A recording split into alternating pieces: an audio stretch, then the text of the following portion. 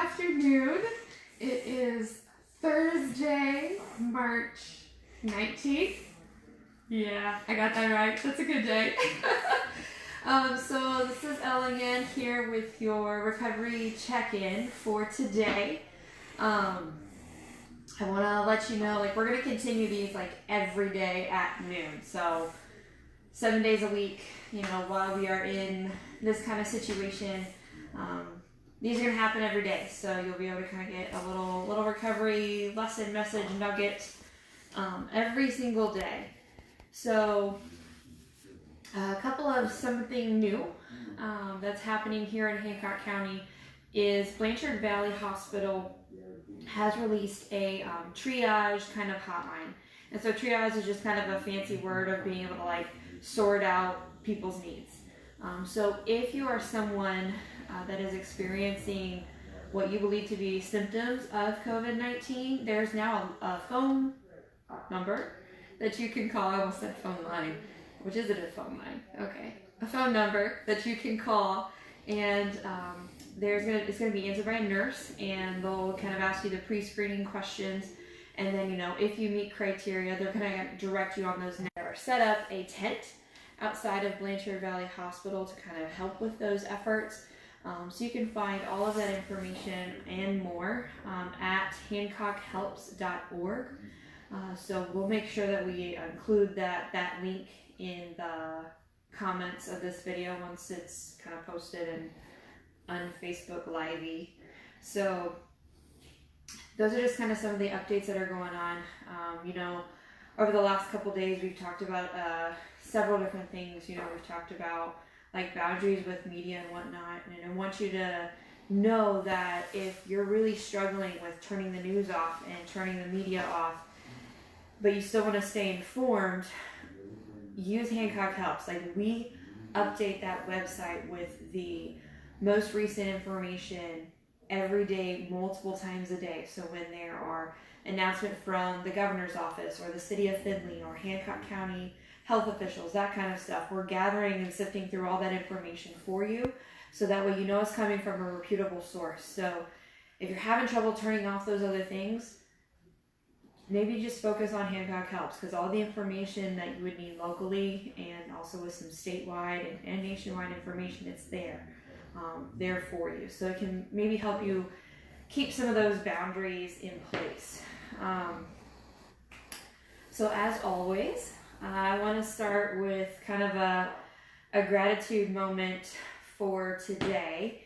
And it sounds simple, but I was in my car listening to some music, and there was a song that popped up about life is a bomb, which is kind of a weird title for a song, and I never heard it before.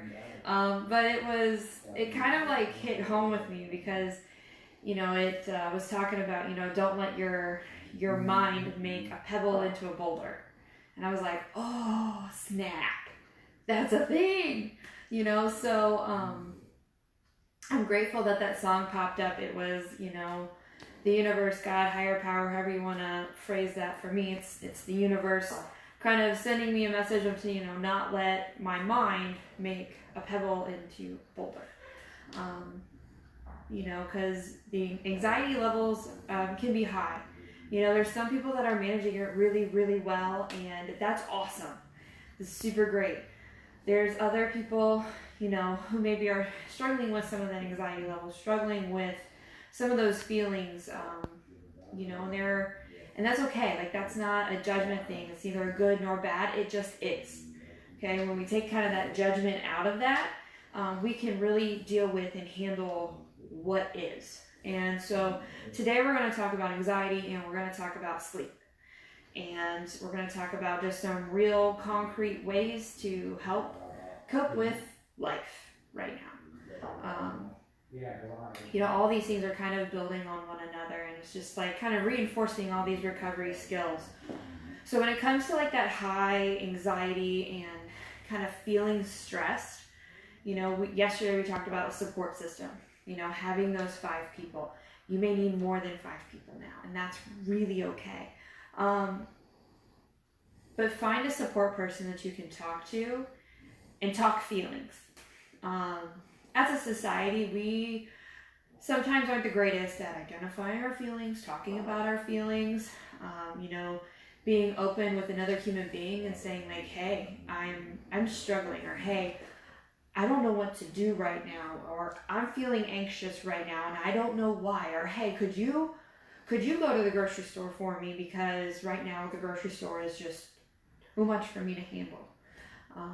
We sometimes have a lot of trouble doing that. So if you're comfortable doing that, or I would even challenge you to, I call it rubber band rule. A rubber band, when you stretch it, you can always stretch it a little bit farther. Apply the rubber band rule to yourself and maybe stretch a little bit farther and talk feelings with somebody that supports you. And if you're not sure who you can talk feelings with, message us on Facebook. Give us a call here at Focus. We will answer. But talk about those feelings. Get them up and get them out. It's a lot healthier kind of approach than just kind of stuffing that stuff down. Another way to deal with anxiety is relax. There's nothing wrong with taking time and taking the opportunity right now in the moment to just chill out, relax for a second. Figure out the things that are relaxing to you. I'll be the first person to admit, I'm really bad at relaxing. Pretty freaking terrible at it on a daily basis. And my friends would tell you that is incredibly true.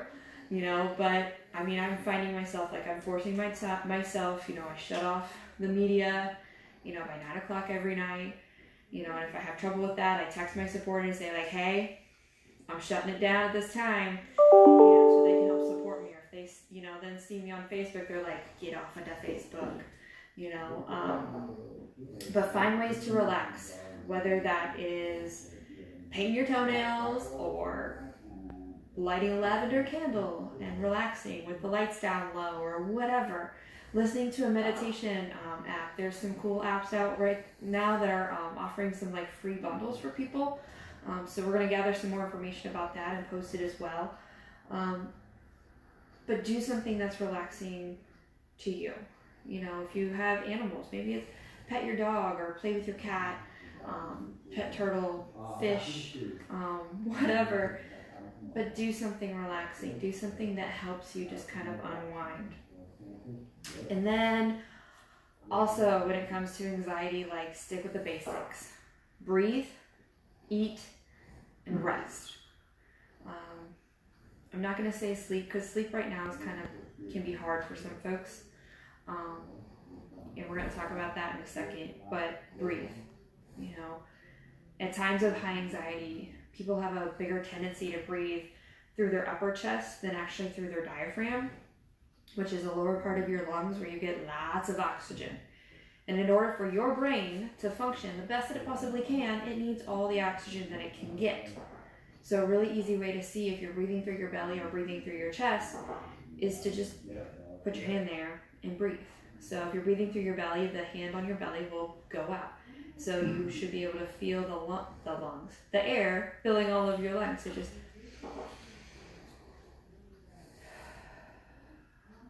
something as simple as taking 10 really good deep belly breaths can help to kind of reset your brain when it's starting to spin a little bit.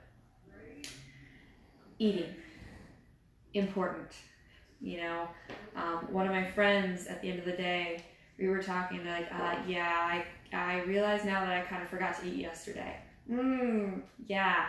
So create a support system, create a check-in system if that's what you need to make sure that you're eating.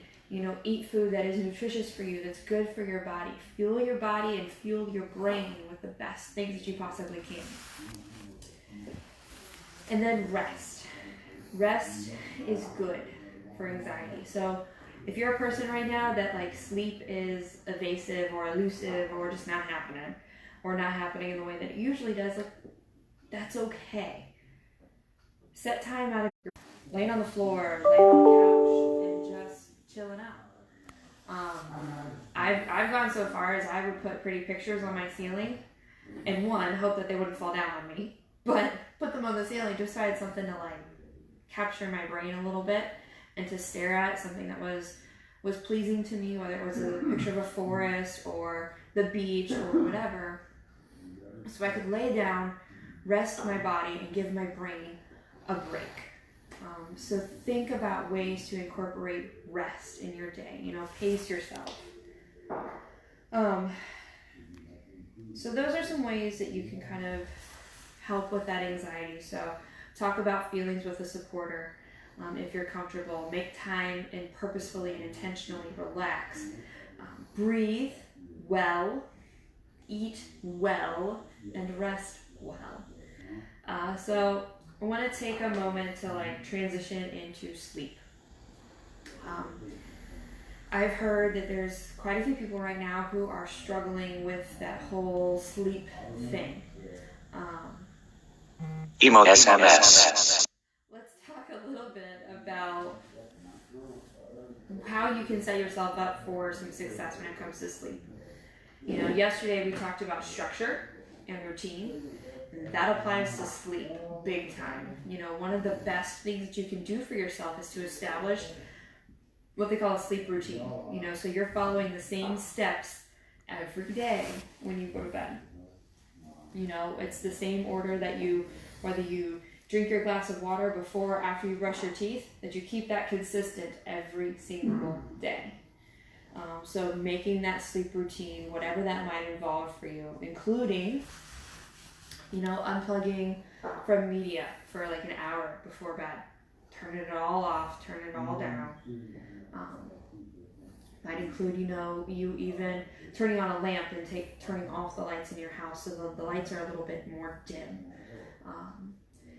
You know, putting things away for the day, or, you know, maybe you put your dishes away before bed. I don't know.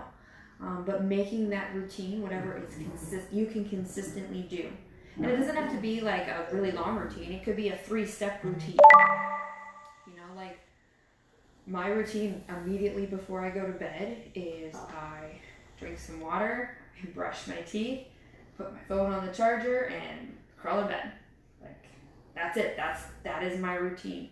So that no matter where I go, I can do those 3 steps. And that helps me to kind of like signal to my body, all right, like it's bedtime, it is time to go to sleep. And that's coming from somebody who has struggled with anxiety, yes, but insomnia as well for years, until I figured out a mixture of things that worked for me. So creating that sleep routine, limit your caffeine, which can be hard right now, but if you're having trouble sleeping, I really encourage you to look at your caffeine consumption, whether that caffeine is coming from coffee or pop or soda, however you want to, you know, say that, energy drinks. Look at that. Look at kind of when you're consuming those beverages. Can you switch to a decaf option? Can you make sure that you maybe try limiting your caffeine from 2 o'clock on? You know, if you're a person that sleeps at night, you know, creating that point where you're like, okay, I'm gonna like not drink any more caffeine for the rest of the day because I want to sleep tonight. Again, that takes some personal accountability and some personal responsibility, but I know you can do it. I believe in every one of you. So looking at that caffeine. Caffeine can be wonderful, but it can also hinder your sleep. 2 more things that I want to talk about when it comes to sleep. And one of them is kind of trying to counteract dwelling. I don't know if you've ever had where you've kind of been laying in bed and just your brain doesn't stop. You know, it's maybe thinking about rehearsing your last day. You know, I used to lay in bed and think about everything that I thought I had done wrong the entire prior day. And then that wasn't good for me for sleeping. Not at all.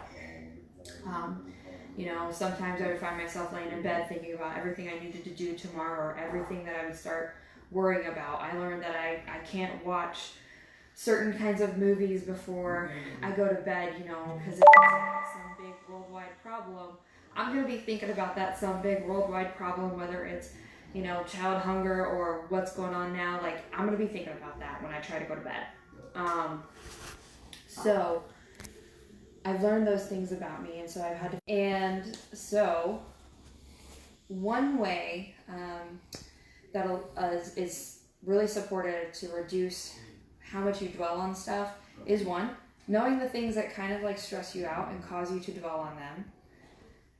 And then two, finding a way to move those thoughts up and out. So that might be writing them down. I used to keep a kind of a pencil and paper by my bed, and I'd write that thought down so it could get out of my head. And I told myself, okay, like it's on the paper, it's there, it'll be there for me in the morning. I don't have to think about it anymore. Like it can be out of my brain. My brain doesn't have to remember it anymore. I've known people, they write it down and they go put it in the trash can because they don't want to think about it. They don't want to dwell on it. Whatever that is for you, maybe you're a meditation kind of person and you want to visualize those thoughts floating out of your head and not staying with you. So that way you can approach sleep with as peaceful of a mind as possible. All of these strategies, they're nothing that kind of happen overnight. They're things that you have to have some discipline about, that you have to practice. Just like in recovery, you have to practice those recovery skills over and over and over again until that becomes natural to you.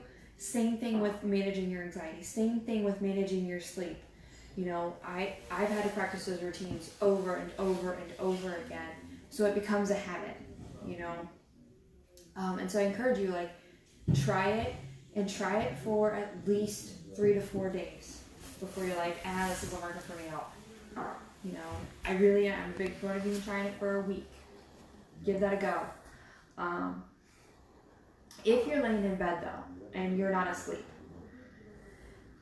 if in about 20 minutes, and don't be clock watching it and be like, I laid down at 9:03 p.m. and so, at 9:23, if I'm still awake, don't be clock watching it. Just in a vague idea in your head, if you're laying there and you're not asleep yet, and you're starting to get restless, get up, go somewhere. Oh, I'm sorry, did I interrupt? You're good. Is there a wastebasket? Not in here. So, if you're laying there, you can't sleep, get up, go do something that's relaxing for you. Okay, don't stay in bed because you're then you're teaching your brain that your bed is an okay place to be awake. Sounds weird, but you are. So get up, maybe go to your couch, go to your favorite comfy chair, sit at your kitchen table, do something that's relaxing for you.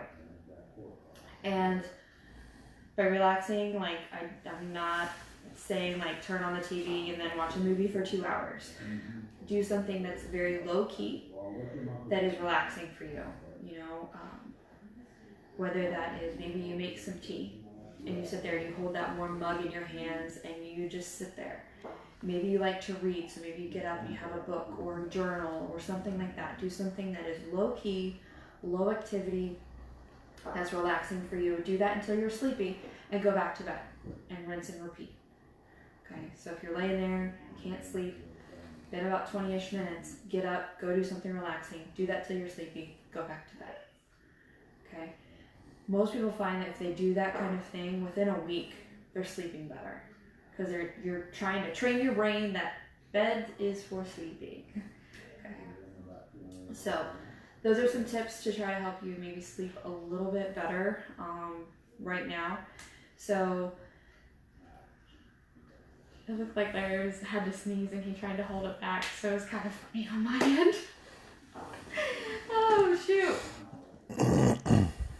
Couple last thoughts that I do want to leave you with.